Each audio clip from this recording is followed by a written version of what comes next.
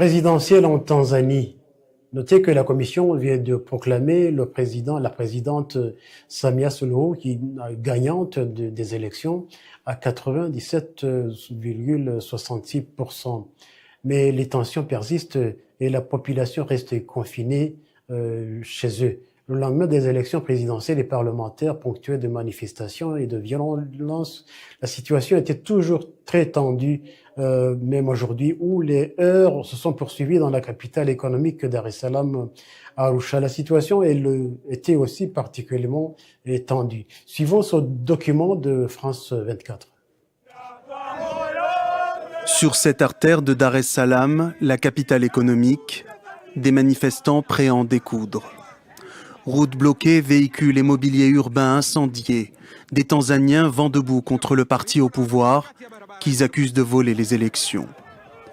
La contestation s'est étendue à tout le pays depuis mercredi, premier jour de vote aux élections présidentielles et législatives. Comme en témoignent ces heurts à la frontière avec le Kenya, où les protestataires accusent les forces de sécurité de tirer à balles réelles sur la foule. La police a tiré des lacrymogènes et tiré sur des manifestants à balles réelles. On a vraiment vécu une journée atroce. Un double scrutin sous très haute tension où l'opposition, presque totalement écartée, évoque un bilan de quelques 700 morts lors des manifestations. Le pouvoir, incarné par la présidente Samia Suluhu Hassan, a bloqué l'accès à Internet.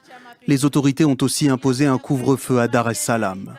Face au risque d'escalade de la violence, les Nations Unies ont appelé le gouvernement tanzanien à la retenue. Nous appelons les forces de sécurité à éviter un usage disproportionné de la force, de recourir à des armes létales contre les manifestants. Elles doivent tout mettre en œuvre pour apaiser les tensions. Les manifestants doivent pouvoir manifester pacifiquement. Les résultats des élections ne sont pas encore connus, mais les médias d'État prédisent une victoire écrasante du CCM, le parti au pouvoir. Samia Suluhu Hassan, ex-vice-présidente qui a succédé à John Magufuli en 2021 sans élection, devrait donc être réélue sans grande surprise.